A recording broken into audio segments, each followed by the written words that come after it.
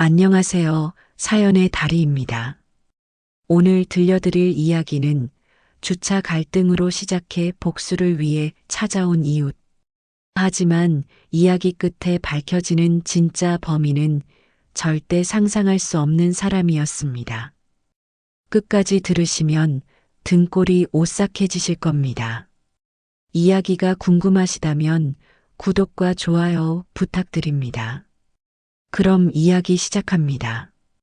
5년 전 이 자리에서 당신이 한 일을 기억하세요? 그 말을 들었을 때 나는 심장이 멎는 줄 알았다. 아파트 주차장 형광등 아래 그 남자는 차갑게 웃고 있었다. 내 차를 가리키며 나는 아무것도 기억나지 않았다. 하지만 그 눈빛은 확신에 차 있었다. 나는 강태수 55이다. 중소기업 부장으로 25년을 일했다. 정년까지 5년. 아내와 딸 하나. 평범한 가장이었다. 이 아파트 402호에서 15년을 살았다. 매일 같은 시간에 출근하고 같은 시간에 퇴근했다. 402번 주차 자리는 내 영역이었다. 15년간 한 번도 빼앗긴 적 없는 나는 원칙을 지키는 사람이다. 주차선을 정확히 맞추고 차는 항상 깨끗하게 닦는다. 검은색 그랜저. 3년 차. 내 자랑이었다. 아내는 가끔 말했다. 당신은 차를 아이보다 더 아끼는 것 같다고. 틀린 말은 아니었다. 차는 배신하지 않으니까. 10월 어느 날이었다. 퇴근해서 아파트 단지에 들어서는데 가슴이 철렁했다. 402번 자리에 낯선 차가 있었다. 낡은 흰색 소나타. 번호판에 흠집이 가득했다. 삐뚤하게 주차되어 있었다. 선을 완전히 벗어나서 나는 차에서 내려 그 차를 한참 쳐다봤다. 누구지? 15년 만에 처음이었다. 내 자리를 빼앗긴 건 화가 났다. 아니, 화보다는 당황스러웠다. 내 영역이 침범당한 기분. 집 앞 현관이 열린 것 같은. 관리실로 갔다. 정관리소장이 책상에 앉아 있었다. 62, 20년 근무. 나보다 이 아파트를 더 잘 아는 사람이었다. 402번에 다른 차가 있는데요. 확인 좀 해주세요. 정 소장의 표정이 굳었다. 순간이었지만 분명히 봤다. 뭔가 아는 표정. 당황한 표정. 아, 그거요. 403호에 새로 입주하신 분이에요. 오늘 들어오셨어요. 403호? 나는 멈칫했다. 403호는 5년째 비어 있었다. 5년 전 거기 살던 가족이 갑자기 이사를 갔다. 그 후로 쭉 빈집이었다. 가끔 복도에서 이상한 소리가 들렸지만 나는 신경 쓰지 않았다. 아무튼 제 자리인데요. 주차 번호가 402번이잖아요. 네, 제가 말씀드릴게요. 실수하신 것 같네요. 하지만 정 소장의 목소리에는 확신이 없었다. 뭔가 숨기는 것 같았다. 나는 그냥 돌아섰다. 집에 들어가서도 찝찝했다. 아내가 물었다. 왜 그래? 무슨 일 있어? 아니야. 아무것도. 저녁을 먹으면서도 머릿속은 그 차로 가득했다. 흰색 소나타, 번호판의 흠집, 삐뚤한 주차. 뭔가 일부러 그런 것 같았다. 도발하는 것처럼. 밤 11시쯤 되었을 때 문 앞에서 소리가 들렸다. 똑똑똑. 노크 소리. 나는 문을 열었다. 남자가 서 있었다. 40대 초반으로 보였다. 수척했다. 다크서클이 깊었다. 모자를 눌러 쓰고 있었다. 안녕하세요. 403호 박민준입니다. 목소리가 낮고 가라앉아 있었다. 웃지 않았다. 나는 어색하게 손을 내밀었다. 그가 잡았다. 차가웠다. 뼈만 앙상한 손이었다. 아, 네. 402호 강태수입니다. 오늘 이사 오셨죠? 네. 오래 비워뒀던 곳이라 좀 어수선하네요. 그렇군요. 근데 주차 자리 말인데요. 402번이 제 지정 자리거든요. 민준이 나를 쳐다봤다. 눈빛이 이상했다. 텅 비어 있는 것 같으면서도 뭔가 날카로운 게 숨어 있었다. 아, 그래요? 제가 잘못 알았나 보네요. 네, 그럼 내일부터는 403번에 세워주시면 여기가 제 자리 같은데요. 5년 전부터 그 말에 나는 멈췄다. 5년 전? 그는 5년 전에 여기 산 적이 없다. 403호는 5년 동안 비어 있었다. 무슨 말씀이세요? 5년 동안 403호는 비어 있었는데요. 민준이 천천히 미소 지었다. 입꼬리만 올라갔다. 눈은 웃지 않았다. 그렇게 기억하시는군요. 뭐 상관없어요. 내일 차 옮기겠습니다. 그가 돌아섰다. 403호 문이 닫혔다. 나는 한참을 복도에 서 있었다. 등골이 서늘했다. 뭔가 잘못됐다. 그 남자의 눈빛, 그 말투, 여기가 제 자리 같은데요. 5년 전부터 무슨 뜻이지? 그날 밤 잠이 오지 않았다. 옆에서 아내가 고르게 숨을 쉬었다. 나는 천장을 바라봤다. 형광 시계 초침 소리만 째깍거렸다. 머릿속으로 민준의 얼굴이 계속 떠올랐다. 그 텅 빈 눈, 그리고 이상한 확신에 찬 목소리. 새벽 2시쯤 창밖을 봤다. 주차장이 보였다. 402번 자리에 여전히 흰색 소나타가 있었다. 그런데 이상했다. 차 옆에 누군가 서 있었다. 모자를 쓴 남자. 민준이었다. 그는 내 차를 만지고 있었다.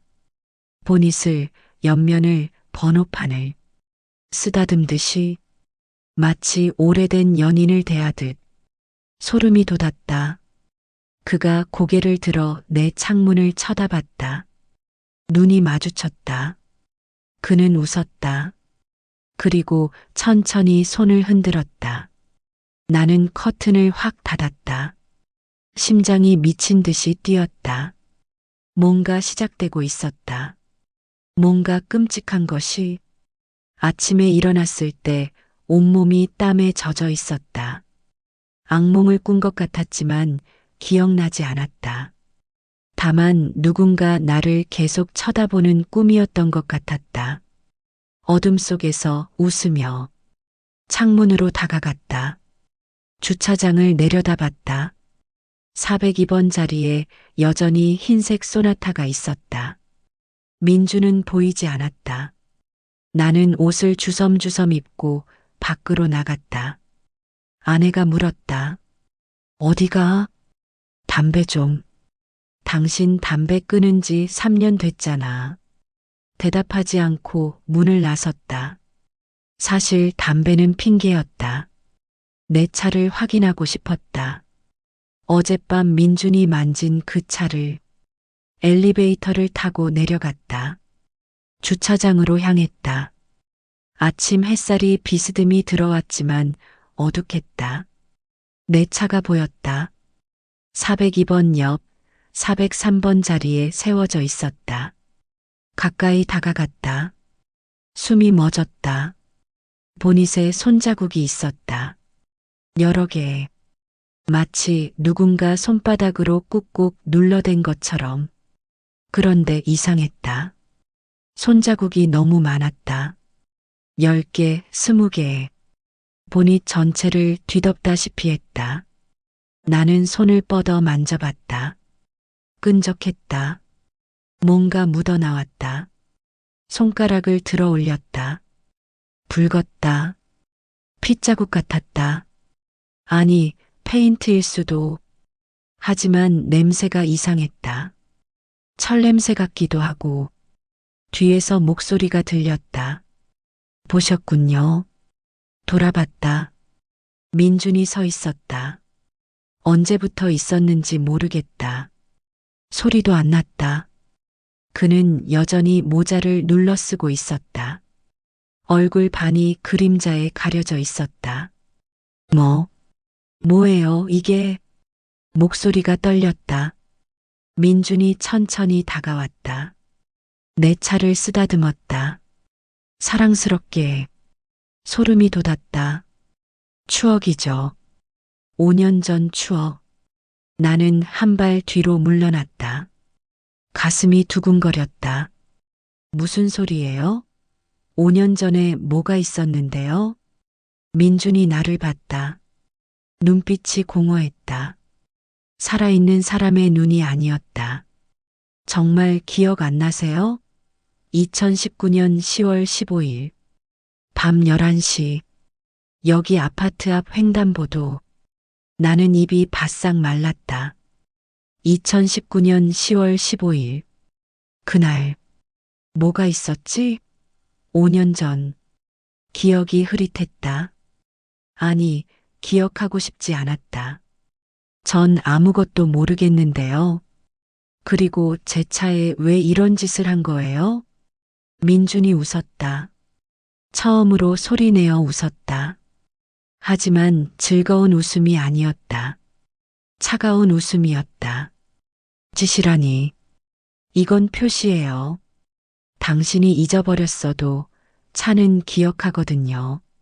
그가 돌아서서 403번 자리로 갔다. 흰색 소나타의 운전석 문을 열었다.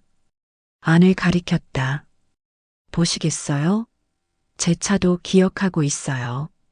나는 다가가지 않았다. 하지만 보였다. 조수석에 액자 하나. 사진이었다. 고등학생 교복을 입은 남자아이.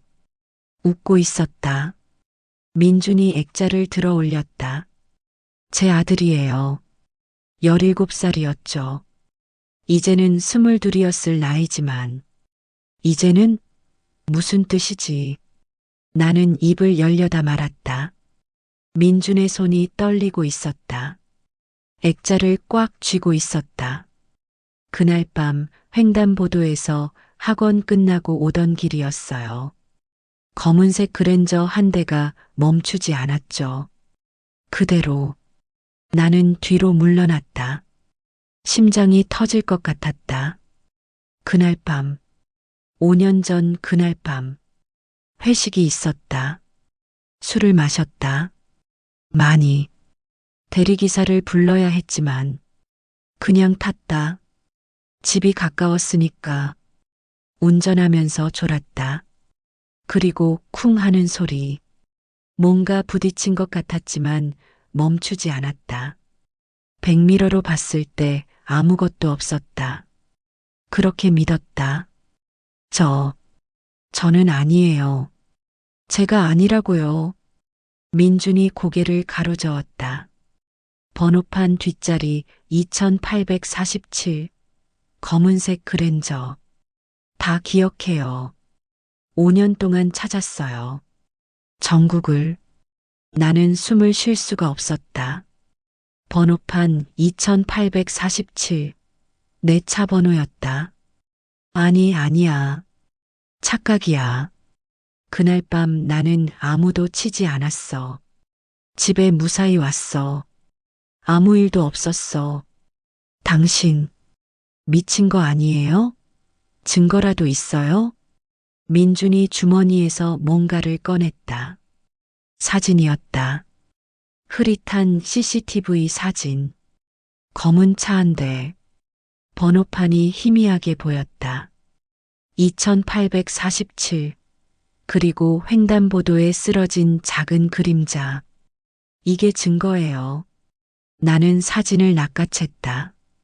찢으려고 했다. 하지만 민준이 내 손목을 잡았다. 힘이 세었다. 뼈만 남은 손 같았는데 악력이 엄청났다. 찢어도 소용없어요. 복사본은 많으니까. 그리고 곧 경찰에 제출할 거예요. 5년이 지났지만 뺑소니는 공소시효가 10년이거든요. 손목을 놓았다. 나는 주저앉을 뻔했다. 다리에 힘이 풀렸다. 그날 밤 정말 기억 안 나요. 술을 너무 많이 마셔서 민준이 몸을 숙였다. 얼굴이 가까워졌다. 썩은 냄새가 났다. 입에서 기억나게 해드릴게요. 천천히, 매일매일. 그가 일어섰다. 403번 자리에 차에 탔다. 시동을 걸었다. 그리고 402번 자리로 천천히 들어왔다. 내 차 바로 옆에 너무 가까이 붙였다. 문을 열 수도 없을 만큼 내려서 말했다. 여기가 제 자리예요. 이제부터 계속. 그리고 아파트 안으로 사라졌다. 나는 그 자리에 한참 서 있었다. 손이 떨렸다. 아니, 온몸이 떨렸다. 집으로 돌아갔다. 아내가 아침 차리고 있었다. 나를 보더니 얼굴이 굳었다. 당신 얼굴이 왜 그래? 무슨 일 있어? 아니야. 괜찮아. 괜찮아 보이지 않는데. 어디 아파? 나는 대답하지 않고 방으로 들어갔다. 침대에 누웠다. 천장이 빙글빙글 돌았다. 5년 전 그날 밤. 정말 내가 누군가를 친 걸까? 아니야. 착각이야. 민준이 미친 거야. 복수하고 싶어서 엉뚱한 사람을 찾은 거야. 하지만 가슴 깊은 곳에서 작은 목소리가 속삭였다. 너 알잖아. 그날 밤 뭔가 부딪혔다는 거. 그냥 도망쳤다는 거. 밤이 됐다. 잠을 잘 수 없었다. 옆에서 아내가 자고 있었다. 나는 일어나 거실로 나갔다. 창문을 열었다. 주차장이 보였다. 402번 자리에 흰색 소나타, 403번 자리에 내 차, 뒤바뀌어 있었다. 그때 들렸다. 옆집에서, 403호에서 울음소리, 아이 울음소리 같았다. 아니, 비명 같기도 했다. 끊어질 듯 이어지는. 나는 귀를 막았다. 하지만 소리는 계속 들렸다. 벽을 타고 바닥을 타고 내 머릿속까지 파고들었다. 나는 결심했다. 403호에 들어가 봐야겠다. 민준이 뭘 숨기고 있는지, 진짜 미친 사람인지 아니면 내가 정말 죄를 지었는지 확인해야 했다. 이대로는 미쳐버릴 것 같았다. 사흘을 기다렸다. 민준의 외출 시간을 파악했다. 매일 오후 3시쯤 나갔다. 1시간 정도 비웠다. 목요일 오후 3시. 민준이 나가는 걸 확인했다. 나는 10분을 기다렸다. 복도로 나갔다. 403호 문 앞에 섰다. 손이 떨렸다. 노크를 했다. 반응이 없었다. 손잡이를 돌렸다. 잠겨 있었다. 주머니에서 신용카드를 꺼냈다. 오래된 아파트라 문틈이 넓었다. 카드를 밀어 넣었다. 10번째쯤 딸칵 소리가 났다. 문이 열렸다. 심장이 미친 듯이 뛰었다. 안은 어두웠다. 커튼이 다 쳐져 있었다. 냄새가 이상했다. 곰팡이 냄새.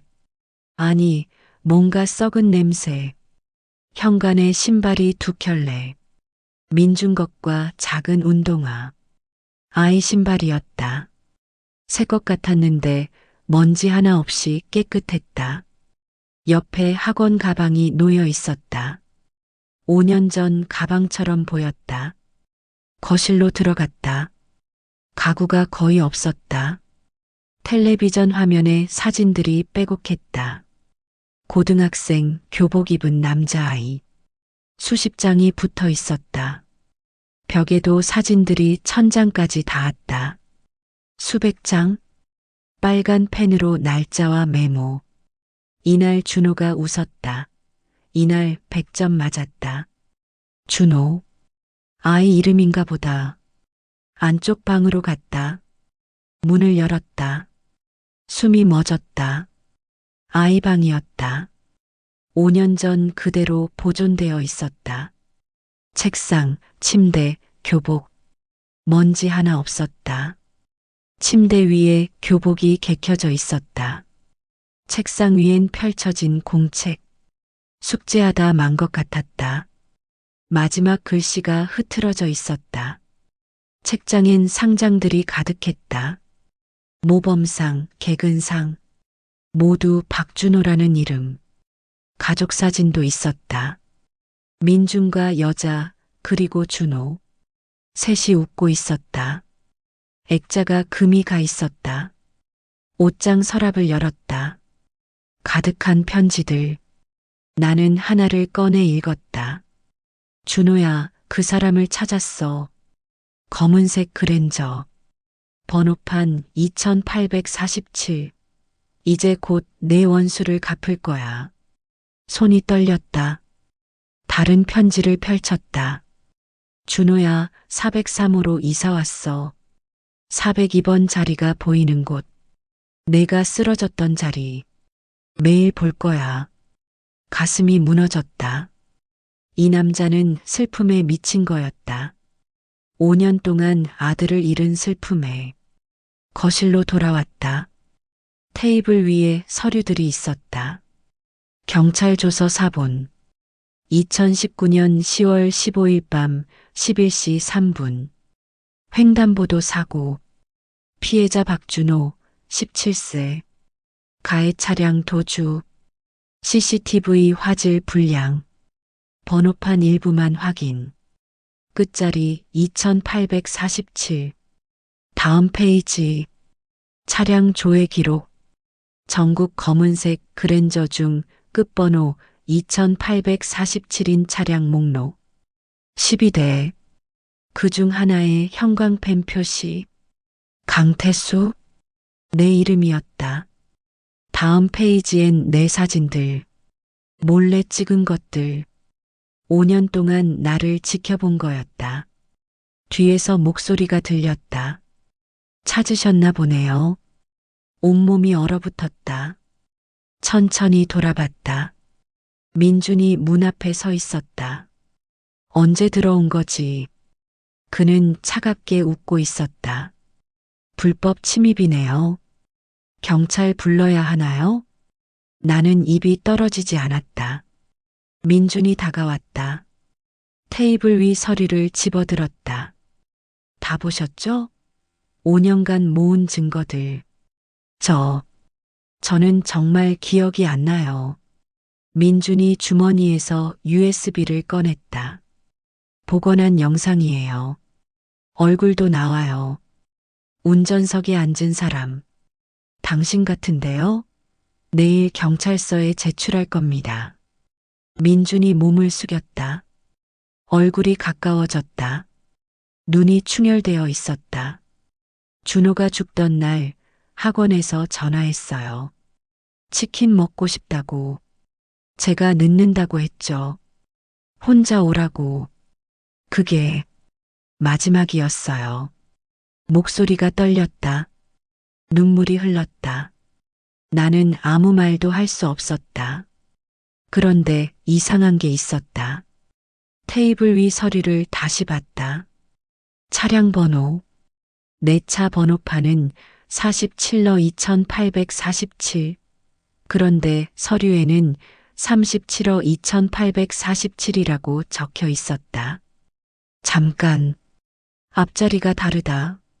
민준이 내 시선을 따라갔다.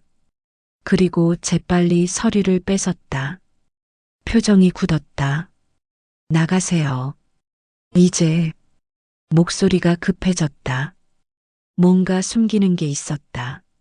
나는 확신했다. 번호판이 다르다. 내가 아닐 수도 있다. 하지만 그렇다면 그날 밤 내가 부딪힌 건 뭐였을까? 그리고 민주는 왜 나를 범인이라고 확신하는 걸까? 뭔가 더 큰 비밀이 숨어 있었다. 나는 서류를 움켜쥐었다. 민준이 빼앗으려 했지만 놓지 않았다. 번호판을 다시 확인했다. 37호 2847.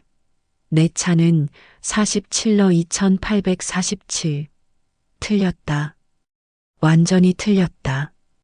왜 이러는 거예요? 번호판이 다르잖아요. 민준의 얼굴이 일그러졌다. 손이 떨렸다. 그리고 갑자기 웃었다. 미친 듯이. 알아요. 3개월 전부터 알았어요. 뭐라고요? 당신 차가 아니라는 거 알고 있었어요. 하지만 멈출 수가 없었어요. 5년이에요. 5년 동안 누군가를 찾았는데 틀렸다니. 그럼 제 5년은 뭐예요? 나는 뒤로 물러났다. 민준이 다가왔다. 눈빛이 텅 비어 있었다. 그래서 당신이라도 벌을 받아야 했어요. 누군가는 벌을 받아야 하니까. 당신 완전히 미쳤어요. 그때 현관문이 벌컥 열렸다. 여자가 들어왔다. 40대 중반. 수척한 얼굴. 민준을 보더니 한숨을 쉬었다. 또 이러고 있었구나. 민준이 얼어붙었다. 여자가 나를 봤다. 죄송해요. 제 남편이 폐를 끼쳤나 보네요. 전 민준 아내 김수진이에요. 나는 멍하니 서 있었다. 아내, 가족 사진에서 봤던 그 여자. 민준이 말했다. 아내는 떠났다고. 하지만 여기 있었다. 당신, 떠나지 않았어요? 수진이 쓸쓸하게 웃었다. 떠났죠. 2년 전에. 하지만 가끔 와요. 이 사람이 또 이상한 짓 하는지 확인하려고. 수진이 민준에게 다가가 어깨를 잡았다. 여보, 그만해. 37호 2847차 주인 찾았잖아. 2년 전에. 민준이 고개를 저었다. 아니야. 그 사람 아니었어. 당신이 거짓말한 거야. 수진의 눈에 눈물이 맺혔다. 맞아. 그 사람이었어. 그런데 당신이 받아들이지 못했지. 왜냐면 수진이 말을 멈췄다. 민준이 바닥에 주저앉았다. 온몸이 떨렸다. 왜냐면 뭐예요? 수진이 나를 봤다. 눈물이 흘렀다. 그날 밤 37호 차를 운전한 사람이 민준이었어요. 시간이 멈췄다. 민준이 바닥을 긁었다. 울부짖었다. 아니야. 내가 아니야. 내가 우리 아들을 칠 리가 없어. 수진이 무릎을 꿇었다. 민준을 끌어안았다. 당신 잘못이 아니었어. 준호가 갑자기 뛰어들었어. 횡단보도 신호도 아니었고, 당신이 술 마신 것도 맞지만, 피할 수 없었어. 거짓말이야. 나는 집에 있었어. 친구 차를 빌렸지만 운전 안 했어. 수진이 고개를 저었다. CCTV 복원 영상 봤잖아. 운전석에 당신 얼굴 나왔어. 경찰도 확인했어. 하지만 준호 과실도 있었고 당신이 너무 힘들어해서 불기소 처분 받았잖아. 민준이 머리를 쥐어뜯었다. 비명을 질렀다. 나는 그 모습을 보며 온몸이 얼어붙었다. 그는 자기 아들을 친 사람이었다. 그리고 그 죄책감을 견디지 못해 다른 사람을 범인으로 만들려 했던 것이다. 수진이 나를 봤다. 정말 죄송해요. 남편이 정신과 치료받고 있어요. 망상 증세가 있어서 엉뚱한 사람들한테 접근하는 거예요. 당신이 5번째예요. 5번째. 나 말고도? 네. 끝번호 2847인 차 주인들한테 다 찾아갔어요. 자기가 범인이 아니라고 믿고 싶어서. 나는 다리에 힘이 풀렸다. 소파에 앉았다. 민주는 여전히 바닥에서 울고 있었다. 수진이 그를 쓰다듬었다. 미안해요, 여보. 진실을 말해야 할 때가 왔어. 민준이 고개를 들었다. 얼굴이 눈물범벅이었다. 정말 내가 준호를? 수진이 고개를 끄덕였다. 사고였어. 당신 잘못이 아니에요. 준호도 그렇게 생각할 거예요. 민준이 무너졌다. 완전히. 나는 그 모습을 보며 깨달았다. 죄책감이란 게 사람을 어떻게 망가뜨리는지, 진실을 받아들이지 못할 때 어떤 일이 벌어지는지. 수진이 나를 봤다. 경찰 부를 거예요. 불법 침입이나 협박으로 처벌받아야 해요. 나는 고개를 저었다. 괜찮아요. 저도 그날 밤 술 마시고 운전했어요. 사람은 안 쳤지만 가로수를 들이받았어요. 신고도 안 하고 도망쳤고요. 5년 동안 죄책감에 시달렸어요. 그러니까 우리 둘 다 벌 받을 사람이에요. 수진이 놀란 얼굴로 나를 봤다. 나는 일어섰다. 민준 씨, 저도 미안해요. 제가 올바르게 살았다면 당신이 저한테 집착할 이유도 없었을 거예요. 민준이 나를 올려다봤다. 텅 빈 눈이었다. 나는 403호를 나왔다. 복도가 길었다. 집에 들어가 아내에게 모든 걸 말했다. 5년 전 그날 밤, 음주운전, 가로수 충돌, 도주, 그리고 민준의 이야기. 아내는 울었다. 하지만 내 손을 잡았다. 이제라도 바로 잡아요. 우리는 경찰서에 갔다. 자수했다. 5년 전 사고. 벌금과 면허 정지를 받았다. 가벼운 처벌이었지만 마음은 무거웠다. 민주는 정신병원에 입원했다. 수진이 가끔 소식을 전해줬다. 조금씩 나아지고 있다고. 진실을 받아들이고 있다고. 지금도 402번 자리에 차를 세울 때마다 생각한다. 그날 밤 만약 내가 술을 마시지 않았다면, 만약 민준이 아들을 집까지 데리러 갔다면, 만약 준호가 신호를 지켰다면, 수많은 만약들. 하지만 이제 안다. 과거는 바꿀 수 없다는 것을. 다만 오늘을, 내일을 다르게 살 수는 있다는 것을. 그게 우리에게 남은 유일한 희망이라는 것을. 끝. 어떠셨나요? 예상 못한 반전에 소름 돋으셨나요? 앞으로도 이런 짜릿한 이야기로 찾아뵙겠습니다. 이야기가 재밌으셨다면 구독과 좋아요 부탁드립니다. 사연의 달인은 언제나 여러분의 사연을 기다립니다.